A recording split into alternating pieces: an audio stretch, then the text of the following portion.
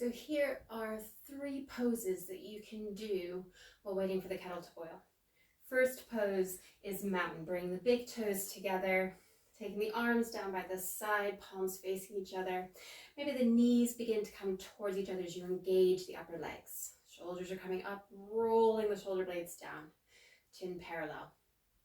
If you explore your mountain pose, we're taking 5 or 7 rounds of breath, and then you'll begin to release and shake it off.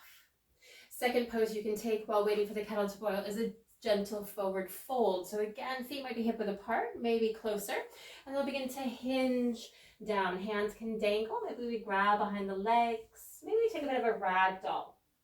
Again, we're holding for 5 to 7 rounds of breath. You might say a gentle yes or no with a head. So when you're finished with your forward fold, you begin to lift back up. And again, you might shake out the energy.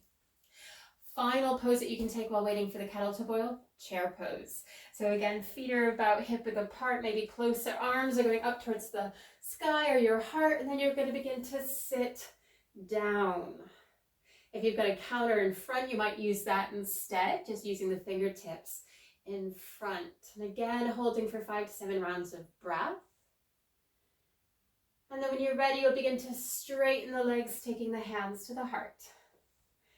And those are just 3 poses that you can take while waiting for the kettle to boil.